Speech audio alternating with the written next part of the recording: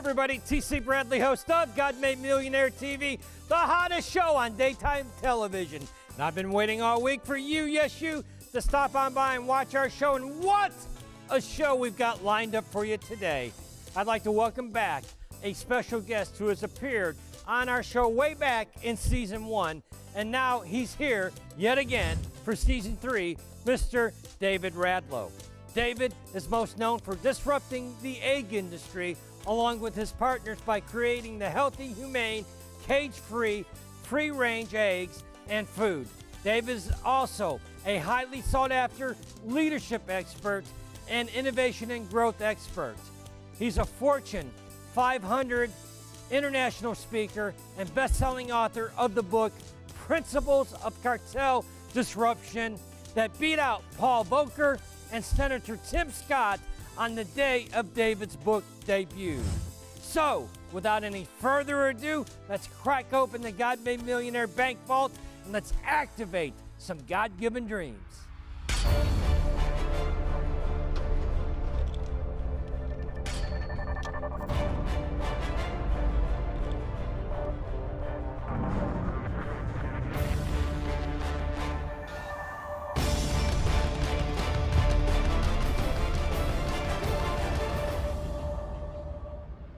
Hey David, welcome back to our show for season 3 of our show. I know you were here in season 1 and you've been busy since season 1 appearance. You've written yet another book, Secret Stories of Leadership Growth and Innovation. I want to talk to you about this book that debuted on the bestseller list on Amazon when it debuted. But first, what I want to do is for our audience listening at home, I want to play just a clip from your season 1 appearance. How does somebody disrupt a multi-billion-dollar industry? Because that's what you've done in the egg industry. You do it one day at a time, and you do it with a lot of great partners that work together with their talents. And you do this first by taking the category itself, and you want to take a look at your sustainability factors, social drivers, and health drivers, and humane drivers, and then all of a sudden you have in what's good, what's better, and what's best, and you come out with new packaging. Some may be plastic, some may shout out a little bit with a great brand, and then from there you are able to expand on that category. So when a consumer goes to the supermarket, they're going to spend 7 seconds, but they're going to spend 7 seconds right in that category.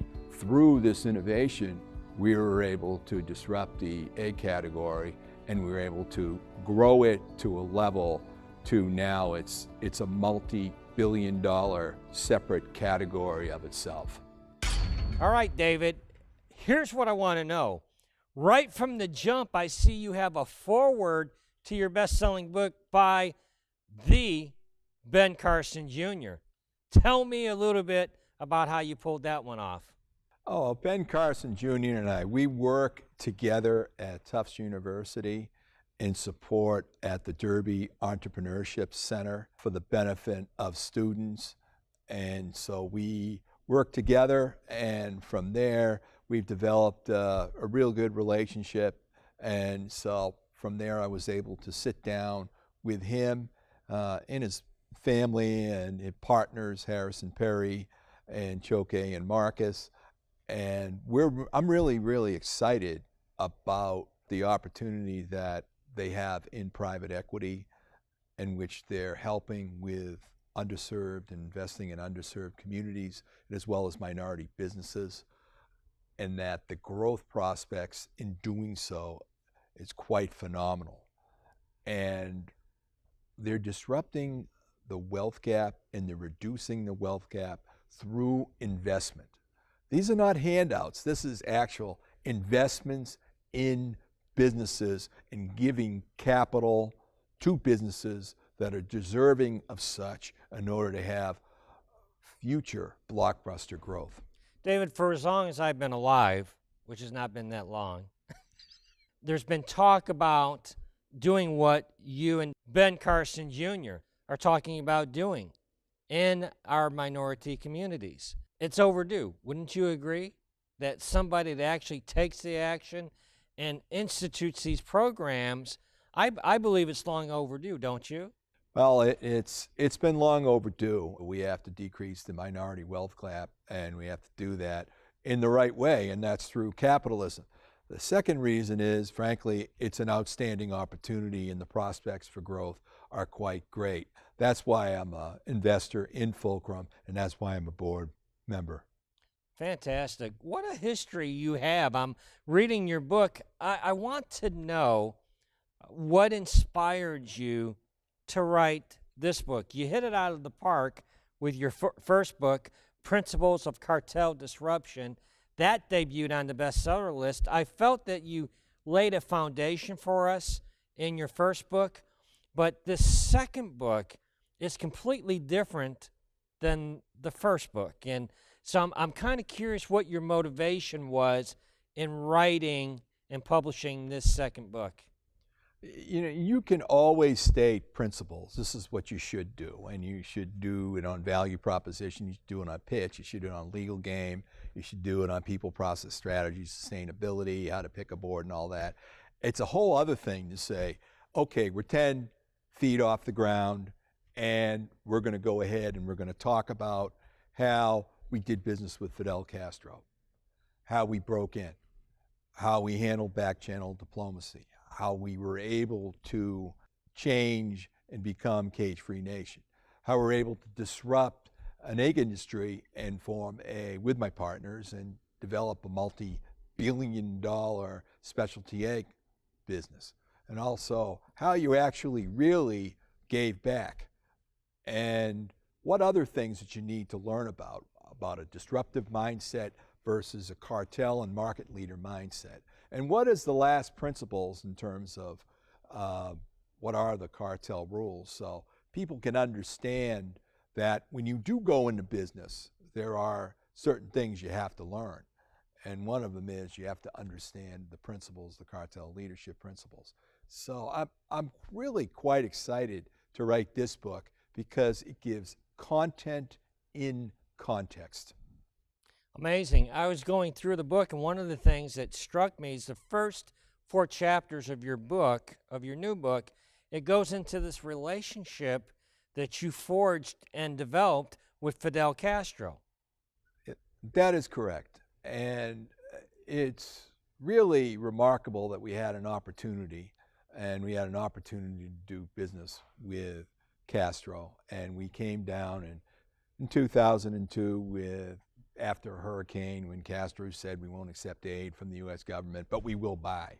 So as it turned out, I was very fortunate to have relationships that were political in nature, going back to H.W. Bush, to also Andy Card at the time was Chief of Staff of the White House, Andrew Natsios, who was head of the Office of Foreign Disaster Assistance, and later became head of the development group over there in foreign aid. So with that as a backdrop, plus being head of the New England Brown Egg Council and knowing some senators and congressmen, we ended up getting the top seat to be able to sit down with them and talk about policy and about how, you know, we're enemies, but what can we do to get along, so to speak, and what can we do? And I'm a big believer in constructive engagement, because when you have an opportunity to have commerce, such as being able to do business in the egg and poultry world and also the feed world and develop $500 million worth of business, it also gives you an opportunity to talk about what can we do to perhaps bury the hatchet on some things that we have going on, and maybe we can improve and increase the trade so, you know, life is good. And frankly, at the end of the day, we're able to get some political prisoners freed. We were able to help. Wow. You know, real exciting stuff as well, some smaller stuff. I mean, we were able to support the Hemingway Preservation Foundation, which is the Finca Valle Foundation, Ernest Hemingway's books and records. And we were able to be the lead sponsor with that. We were able to help out with the State Department with their holiday display, which is the beacon light, shining light, were able to finance that so they could have a nice Christmas display. And it was really one thing at a time that we did this. So one thing leads to another. I also don't want to stop and not mention the amount of support we gave to both Catholic charities and also the Jewish group over in Cuba, which all spelled out in the book. I want to talk about a part in this book when you talked about the first trip you made to Havana, a trade mission, and you're in Havana for the first time, and the other executives that were with you on this mission, they go out and enjoy the nightlife. And you wrote in your book that you went back to your hotel room and you read your Bible. And I read that, and I said, when you come on set, I've got to ask you, did that really happen? Did you really go back to your room? First time in Cuba, you would think you'd go out, you'd see the sights and enjoy the nightlife. You went back to your room and you read your Bible. Is that a true story, David? It's an absolute true story. And to be fair, I guess, being the moderate that I was and being politically appropriate, that we had dinner with everybody, and then I had a drink out with the guys, and then I went back to my room. That Why? is correct. Why did you do that? Well, the Bible will keep you out of trouble, that's for sure. You want to stay out of trouble. I want to stay out of trouble. Let's talk a little bit about what you said in your book as well, because you've mentioned some names. You mentioned some political names. And what I found interesting is that you said in your book that you are not a Democrat, you are not a Republican, you're a capitalist. You're a capitalist that loves God. Can you expound on that for me? I believe that capitalism will help and create wealth. It is the best course. I'm not a communist. I'm a capitalist, and I believe in that. And also, I am an absolute believer in God. And those two things nowadays, may not be politically appropriate in some circles to say those things. But I will tell you, it is what I am a believer in. If there was a party that I'd have associated to, it wouldn't be the Socialist Party, it would be the Capitalist Party that believes in God. Amen. Amen. Hey everybody, T.C. Bradley, host of God Made Millionaire TV, and I'm honored and privileged to host the hottest show on TV, where each and every Sunday we feature God's people, faith-based entrepreneurs and leaders activating their God-given dream right before your very eyes. I want to encourage you that if you're somebody that God has given a God-given dream, I invite you to come on our set and activate your God-given dreams. Book a call with our producers and walk in your destiny. I have heard for as long as I've been in business that your net worth is tied to your network. And what I found interesting is in that first meeting that you had in Cuba, one of the first things they wanted to know was who you knew, who was involved in your network. And all of a sudden, because of your network, you were able to be seated 2 seats away from Fidel Castro. You want to talk about that? Well, that is correct. So to expand your network is very important. It was a great experience, and I never thought for the life of me that all that work that during all those years, all those intern experiences, all those nights, all the things that we did in order to build the network with H.W. Bush, with Andy Card, with Andrew Natsios, with all the congressmen and senators in both New England and throughout the United States, that would be an asset someday, and it came in big. If you're watching this at home and you think that you've got to force your way into those seats, you don't have to force your way into the seats. I believe you were appointed to be in that moment in time. That was a destiny moment for you, David, in that moment of time, and you were prepared for that moment as well, because you actually negotiated 2 trade deals in that meeting. Did you not, sir? Yes, that is correct. The first thing we negotiated on behalf of industry was that Cuba was going to buy eggs. And it was just a very interesting moment where Castro agreed, and we were having banter, and I just looked at him and I said, "Is there anything you'd like me to tell the Chief of Staff of the White House?" And he came back and said, "We're buying eggs." And I said, "Oh, okay, well, that's one deal done." Okay, and I said, "Fair enough," and then I shut up. And then they started to talk about his great technology in the Cuban biotechnology industry, and they presented one product. And I just happened to be in the ag biotech business too. And I said, "Well, is there a possibility that we can negotiate and be able to take that product and run it through the process back in the United States?" And he says, "You got a deal." And I was shocked. But really, who's going to go against the word of the chief dictator and president of the island? No one. Right, right. And then you smoked a cigar. Smoked a cigar. It was about 2:30, 3 o'clock in the morning, and after negotiating all night, back and forth, it was time to smoke a cigar. And it was interesting to me is that I didn't know this about Fidel Castro, is that he actually, I think you wrote, he went to Columbia University, wanted to go to Harvard University, but he went to Columbia University. We presented him the proclamation calling for the end of the embargo from the state of Maine, and it was voted on. And he looked at me and said, in English, the only time he spoke to me in English was, "David, I am a very happy man. I wanted to go to Harvard Law School. They wouldn't give me a scholarship. So I went to Columbia instead. And we had a great time on the Upper West Side. I lived on the 3rd floor." And he shared with me the address. And then he said, but later on I got a call from Che Guevara. And he wanted me to come back and establish roots and establish a revolution and take over the island. "You think I made the right decision?" And I said, "Yeah." I said, "You know what I mean?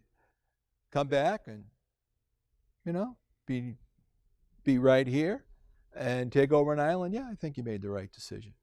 And he said, "I run the politics, and my brother runs the military and the business, and together we own the island. What do you think of my costs? What do you think of the way I run things down here?" I said, "Well, yeah, I can understand. You got a pretty good deal, and you keep your costs, pretty low, and you give socialist benefits to your I was going to say employees." And he said, "Yeah, and we monitor how everyone's feeling through polls every week." Now, did you negotiate these trade deals in English or in Spanish? I negotiated in English, and there was a translator that would translate in Spanish and English. I could understand Spanish, so I understood what he was saying, but it was helpful to have the translation for the same reason that he wanted a translator.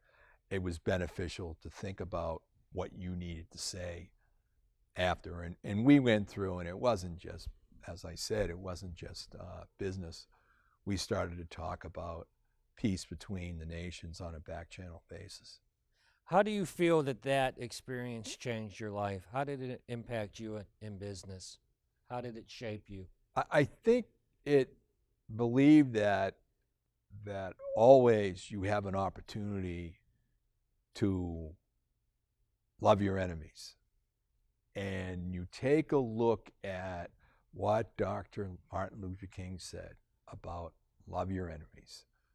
Bless them that curse you, love them that hate you, pray for them that despitefully use you. And understand this, that if you can sit down with a communist dictator and find common ground, you can sit down in any business situation and find common ground. Wow. David, let's talk about the difference between a cartel mindset and a disruptive mindset. And that's a good point, because a lot of people have a hard time understanding that. The first book is on disruption. Basically, you take a big category and a small, fast-growing niche, and you work to explode it. Your thinking is that way, where on the other side of the fence, all a cartel is just a market leader that works with other people to be the market leader. And that mindset is about how do we maintain what we have?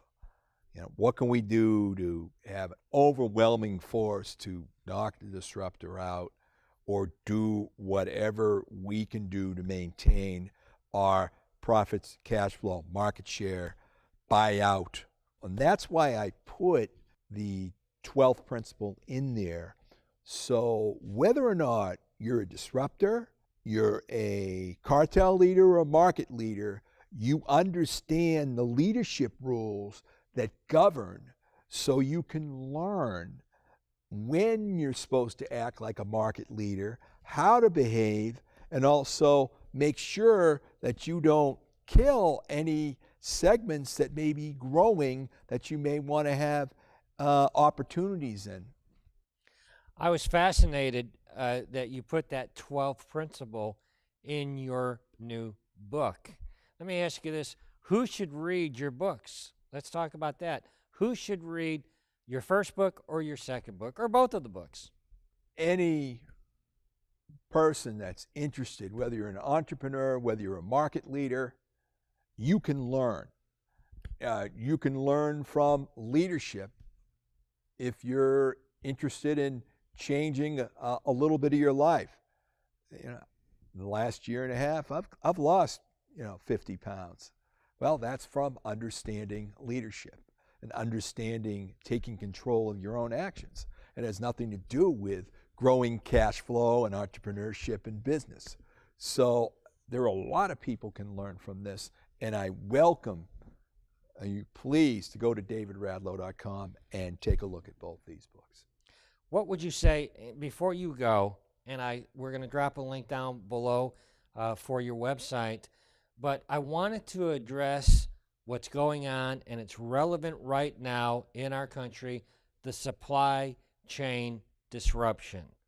Can you talk a little bit about that from your expertise, please? Yeah, well, with COVID-19, you've had a supply chain disruption, and also we have a situation where the market is sustainably changing. So you're seeing a change in having alternative proteins. You're also cage-free. And when you're changing to cage-free, it takes all sorts of machinery and all sorts of stuff in order to get where it needs to be. We just happen to be, there's 2 chapters in the book about how industry has been fighting with other industry groups, and it has to do with organized battles. And it's important there to understand that, because supply chain and being able to feed everyone's family with low-cost protein, such as eggs and other stuff, is fundamental. And you'll see how the supply chain is disrupted by different interest groups just fighting unnecessarily. So it's an interesting read in 2 of those chapters. Speaking of chapters, what is your next chapter, David? What are you working on right now? Well, I'm delighted to be helping others grow, and in addition to Ben Carson's, which I'm very happy, I'm very excited about that. I'm excited about that minority wealth project in terms Long overdue. Absolutely. You're going to finance the opportunity to disrupt the sector and put the cash into those of underserved communities. I'm also, of course, excited, like I was before, and the Tufts group, both in entrepreneurship and also the innovation group in food. And I'm quite excited about Chris Nowinski, who's disrupting concussions, right? Concussion Legacy Foundation. And I also continue to do the work at the Finke Viaje Foundation as a board member. So I really encourage people, not just myself, that I really am involved in this. I encourage people to put their time, talents, money, and finance behind projects that are meaningful to change the world for better. David Radlo, best-selling author, two times, baby, industry disruptor, and a friend of our show. Thank you so much for coming by. Will you come back and see me again? I would love to. Thanks, TC, for this opportunity. Thank you, David.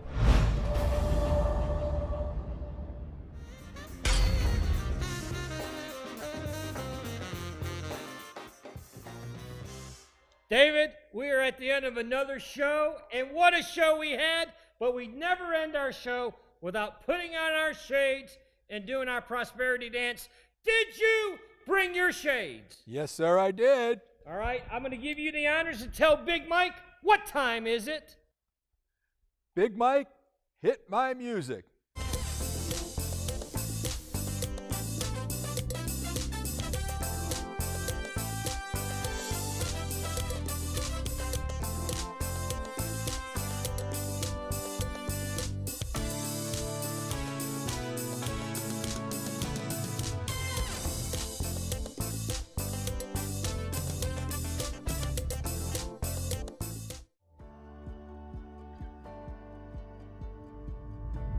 Hey everybody, TC Bradley, host of God Made Millionaire TV, and I was thinking the other day of how my life was profoundly impacted and changed for the better when I published my first book, Supernatural Success.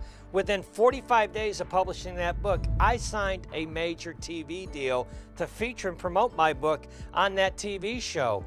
After that, I published another book, got invited back to another TV show. If you're watching this video, listen.